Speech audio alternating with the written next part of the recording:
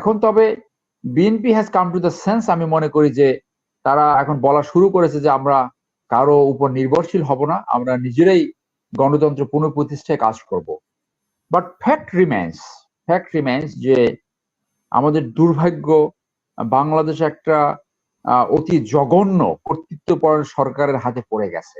BDR কার্নেস এবং grenade attack, এই সবগুলোয় এমন জায়গা ভারত নিতে পেরেছে, স্পেশালি আওয়ামী লীগকে, যে আওয়ামী লীগকে জনম্যান্ডেট বিহীন করে, জনগণ থেকে বিচ্ছিন্ন করে সম্পূর্ণ ক্ষমতায় থাকার জন্য, এই যে ক্ষমতায় থাকার লোভ, ম্যান্ডেট বিহীন ক্ষমতা থাকার লোভ, এইটাকে 100% ভারত ক্যাপিটালাইজ করেছে। এমন জায়গায় আসছে এখন বাংলাদেশের গণতন্ত্র, নির্বাচন, সবকিছু নির্বাচনে চলে গেছে। অর্থাৎ ক্ষমতা ছাড়লে, ক্ষমতা থেকে চলে যাওয়ার ভয়ে ক্ষমতায় থাকার যে অদম্য স্পৃহা, যে বাঘের পিঠে চড়ে বসেছে, সেই জন্য তার ভারতকে দরকার।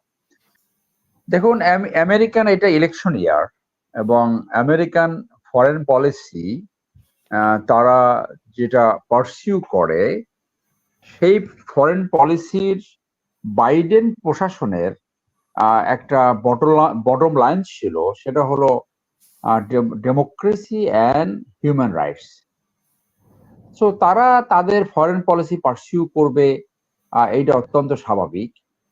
এবং আমেরিকান ফরেন পলিসি তেমন একটা চেঞ্জ হয় না রেজিম ভেদে। এখন ট্রাম্প বিচার ফেস করছে, এবং ইলেকশনে যদি সে প্রার্থী হয় রিপাবলিকান, তখন হয়তো কোনো কোনো দেশের সাথে দেখা যাবে যে বা তার এই ইসরায়েলের সাথে কিভাবে সম্পর্ক হবে, উত্তর কোরিয়ার সাথে কিরকম সম্পর্ক হবে, ভারতের সাথে কিভাবে সম্পর্ক হবে।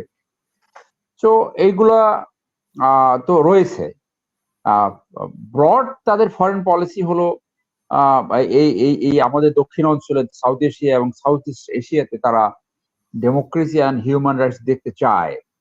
কিন্তু এই যে তাদের ডেমোক্রেসি এবং হিউম্যান রাইটস যে প্রমোশন, এইটার অনেকগুলা ইনার ফ্যাক্টর কাজ করে এখানে, যেমন ভারতের চাপ, আবার বার্মার পরিস্থিতি। আপনারা জানেন বার্মায় তারা একটা বার্মা অ্যাক্ট প্রণয়ন করেছে, এবং এই বার্মা অ্যাক্ট প্রণয়নের কারণে বার্মাতে তারা ডেমোক্রেসি আনতে চায়, এবং সেই ডেমোক্রেসির জন্য তারা হয়তো বাংলাদেশকে তাদের প্রয়োজন হতে পারে। Bangladesh being a Muslim majority country, Bangladesh যেন পরিপূর্ণভাবে একটা উত্তর কোরিয়ার মতো একটা রাষ্ট্র না হয়, সেইটা তাদের একটা কনসার্ন রয়েছে। এখানে যাতে রেডিকালাইজ না হয়, সেইটা তাদের একটা কনসার্ন। কিন্তু তাদের বিশেষ করে 2024 সালের নির্বাচনের আগে তারা যেভাবে স্টেটমেন্ট দিয়ে যাচ্ছিল ওয়ান আফটার অ্যানাদার, এই লো আসছিল আগে 2 বার, তখন এই দেশের মানুষের একটা আশাবাদ সৃষ্টি হয়েছিল যে রেজিম চেঞ্জ, যে তারা পরিবর্তন করবে to promote democracy and human rights. কিন্তু তাদের সেই প্ল্যান ডিডন্ট ওয়ার্ক।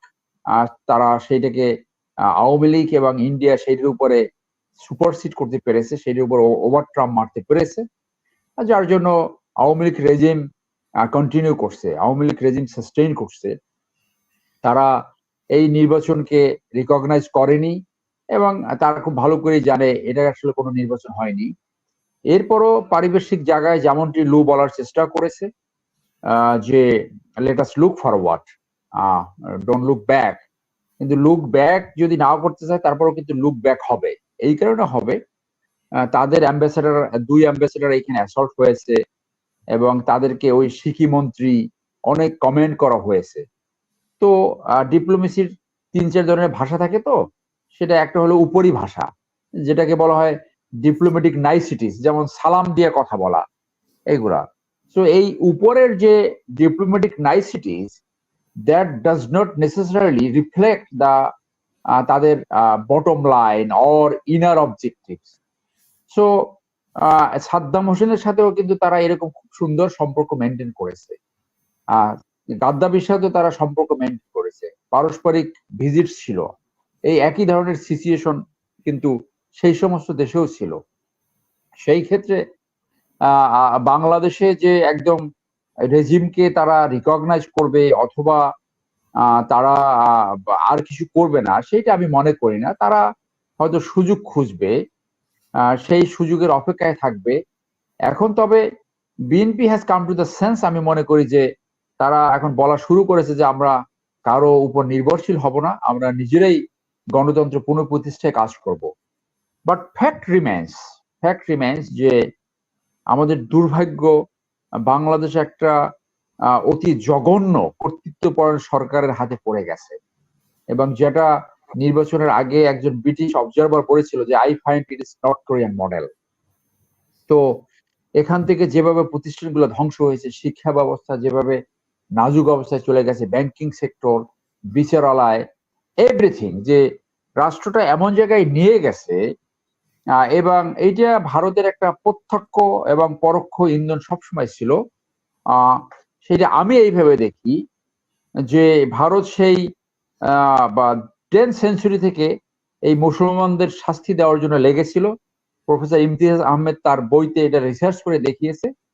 সেই সুযোগটা আমি একদম শর্ট করে এই জায়গায় আসি যে বাংলাদেশের আপনার 1947 বাদ দেন, 1857, 1757 এটা বাদ দিয়ে একদম এই 1991 সাল থেকে আসেন যে এই গণতন্ত্রের যাত্রা।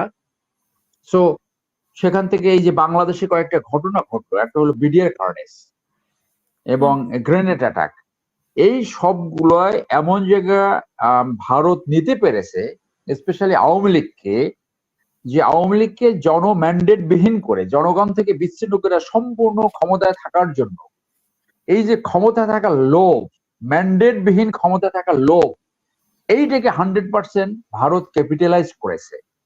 যে তাকে ক্ষমতা রাখার লোভ দিতে হবে, কারণ ক্ষমতায় না থাকলে ওই বিডিআর হত্যাকাণ্ডের বিচার হবে এবং জনগণ তাকে প্রত্যাখ্যান করবে।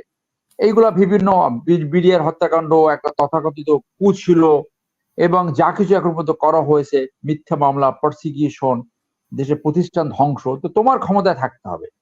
তাহলে ম্যান্ডেট বিহীন ক্ষমতায় থাকতে হলে তার অ্যাবসলিউট ডিপেন্ডেন্সি গ্রো করে ইন্ডিয়ার উপরে। এবং India was waiting for this situation despite of their regimes, despite of Congress and BJP, because তাদের ফরেন পলিসি তেমন একটা চেঞ্জ হয় না। তো they were looking for this situation. এবং এই সিচুয়েশনে নেওয়ার জন্য এইটা মূলত শুরু হয়েছে 2001 থেকে। 2001 ইজ দা 2001 থেকে 6 যে রেজিমটা ছিল, এই রেজিমটা আজকে এই জায়গায় ইন্ডিয়ার উপরে ডিপেন্ডেন্সি করার জন্য ওইটা ছিল স্টার্টিং পয়েন্ট। ওখান থেকে শুরু হতে এমন জায়গায় আসছে, এখন বাংলাদেশের গণতন্ত্র, নির্বাচন, সবকিছু নির্বাচনে চলে গেছে। অর্থাৎ ক্ষমতা ছাড়লে, ক্ষমতা থেকে চলে যাওয়ার ভয়ে, ক্ষমতায় থাকার যে অদম্য স্পৃহা, যে বাঘের পিঠে চড়ে বসেছে, সেই জন্য তার ভারতকে দরকার। ভারত এই সিচুয়েশনের জন্য অপেক্ষা করছিল যে বাংলাদেশের একটা সরকার তাদের উপরে সম্পূর্ণভাবে ডিপেন্ডেন্ট হবে এবং তারা বাংলাদেশকে লুট করবে। যার পরিপ্রেক্ষিতে বাংলাদেশে এখন তাদের মতান্তরে 10 লক্ষ থেকে 15 লক্ষ লোক এখানে কাজ করে কোনো ওয়ার্ক পারমিট ছাড়া, এবং বাংলাদেশ থেকে বছরে 10.2 বিলিয়ন, অর্থাৎ 10,000 কোটি টাকার বেশি তারা রেমিটেন্স এখান থেকে ফেরত নিয়ে যায় বাংলাদেশ থেকে। এবং Bangladesh has become the 4th largest remittance earner for India. তারপরে আদানি এই যে ক্যাপাসিটি চার্জের নামে বছরে $10,000 নিয়ে যায়, 500 কোটি টাকা টিকা আনার জন্য দিল। সো এই যে একটা ডিপেন্ডেন্সি গ্রো করছে, এবং এইটি তারা চেয়েছিল, এবং এই ট্রাপে আওয়ামী লীগ পা দিয়েছে। বিরোধী দল যারা আছে তারাও এই ট্রাপে পা দিয়েছে যে ক্ষমতা যাওয়ার জন্য আমাকে ইন্ডিয়ার বিরাট বজর করা যাবে না, তাহলে আমি হয়তো ক্ষমতায় যাব না। And that is their wrong foreign policy. এবং এই সিচুয়েশনটা অনেক ক্যালকুলেটিভ ওয়ে, লং প্ল্যানিং মাধ্যমে এইখানে বাংলাদেশের রাজনীতিকে নিয়ে গেছে, যাতে তারা বাংলাদেশকে একটা ব্যর্থ রাষ্ট্রতে পর্যবেসিত করে, তাদের উপর ডিপেন্ডেন্সি থাকে, এবং বাংলাদেশকে যেভাবে খুশি সেইভাবে হ্যান্ডেল করতে পারে। পোর্ট ব্যবহার করবে, ল্যান্ড ব্যবহার করবে, সবকিছু করবে। তো যার জন্য পরিস্থিতি এমন দাঁড়িয়েছে যে আপনি এখান থেকে কবে রিভার্স হবে, হাইপোথেটিক্যালি যদি এই সরকার কালকেও চলে যায়, তারপরে বাংলাদেশে যে ক্ষতি হয়ে গেছে, যেভাবে সিস্টেমগুলো ভেঙে পড়েছে, তা রিভার্স করতে মিনিমাম 25 বছর সময় লাগবে। So we are passing a very bad time.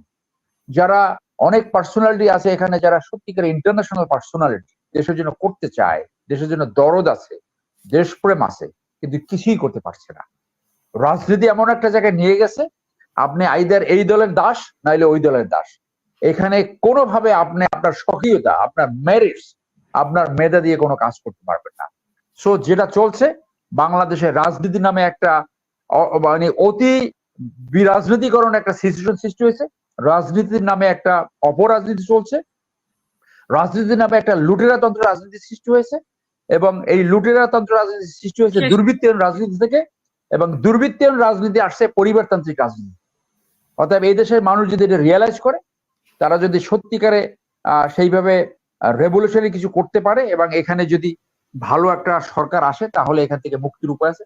Otherwise আমরা এই ডিপ হোলের ভিতরে থাকবো, এবং বাংলাদেশ এই যে দুর্বৃত্তায়নের যে চক্রাকার, এর ভিতর থেকে কবে বের হবে, I have all the doubts. Thank you.